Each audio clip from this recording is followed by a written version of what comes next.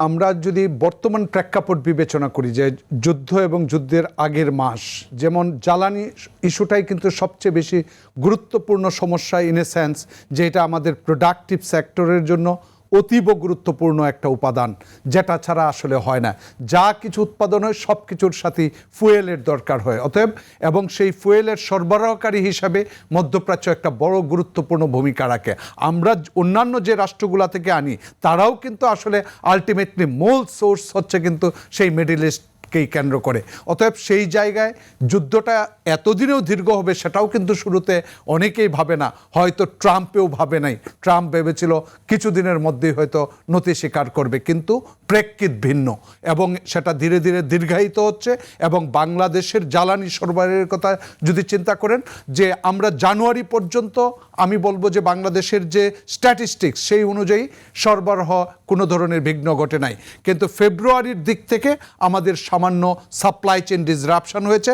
এবং মার্চের যদি পরিসংখ্যান বলেন, সরকার যতই বলুক সাপ্লাই চেইন সরবরাহ যথেষ্ট রয়েছে, কিন্তু সরকারি পরিসংখ্যান মতেই যেমন এই বছরের যদি 25 মার্চের কথা চিন্তা করেন আর 26 মার্চের কথা তুলনা করেন, আমাদের ভিতরে সাপ্লাই প্রকৃতপক্ষে হয়েছে 50%।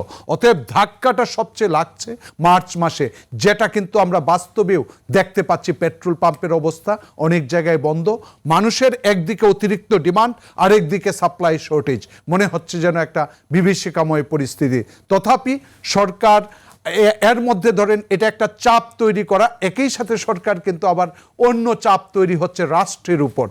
আপনারা হয়তো পত্রপত্রিকার মাধ্যমেও জানবেন যে প্রতিদিন আমাদের যে এই তেলের সরবরাহ রাখতে গিয়ে যে পরিমাণ আমাদের সাবসিডি করতে হচ্ছে, সাবসিডাইজ ইন এ সেন্স যে আমরা $60 বিগত 6 মাস আগে $56 পার ব্যারেল বিক্রি হতো, সেটা $120 গিয়ে ঠেকছে। এই যে ভর্তুকিটা, সেটাও কিন্তু সরকারের উপর অতিরিক্ত বোঝা। আমরা জানি যে বাজেট সামলানোটাই সরকারের একটা বড় চ্যালেঞ্জ হয়ে দাঁড়িয়েছে, তার মধ্যে হচ্ছে অতিরিক্ত বোঝা। অতএব সেই সার্বিক বিবেচনায় বাংলাদেশের অর্থনীতি এবং রেভিনিউর দিক থেকেও যদি চিন্তা করেন, তাহলে সরকার যে আমাদের প্রতি মাসে অন অ্যান অ্যাভারেজ 8,500 কোটি টাকার মতো শর্টেজ, যে বিগত আমরা যদি এই 8 মাসের কথাই চিন্তা করি। অতএব সেই জায়গা থেকে বছর শেষে 1 লাখ কোটি টাকা আমাদের যা প্রক্ষেপণ ছিল সেই জায়গা থেকে সংগ্রহ করা হবে না। অতিরিক্ত বাজেট ঘাটতির পরিমাণ 2,47,000, সেটা 3.5 লাখ। এবং এর উপর যদি জ্বালানি তেলের ভর্তুকি কতদিন দিবে, কি সময় পরিমাণ দিবে, সেই বিষয়গুলাই কিন্তু এখন বড় চ্যালেঞ্জ, যেটা হচ্ছে রাষ্ট্রের এখন ফিনান্সিয়াল এই ম্যানেজমেন্টটা কি হবে। একই ক্রাইসিস সবাইকে আঘাত হানছে, কিন্তু অনেক রাষ্ট্র তার দক্ষতার পরিচয় দিয়েছে ম্যানেজমেন্টে। অতএব সেই ম্যানেজমেন্টটা কিভাবে হবে, তার জন্য কি রাষ্ট্র কোনো পরিকল্পনা করছে, কিংবা রাষ্ট্র কিংবা কোনো বিশেষজ্ঞ টিম তারা কি এক্সপার্টাইজ টিম গঠন করেছে?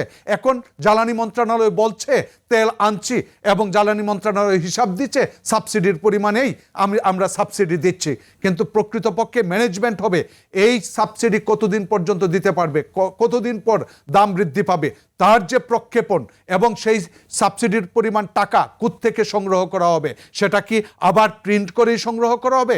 এমনিতে আপনি জানেন মার্চে মূল্যস্ফীতি, জানুয়ারি থেকে ফেব্রুয়ারিতে মূল্যস্ফীতি 9.13% চলে গেছে।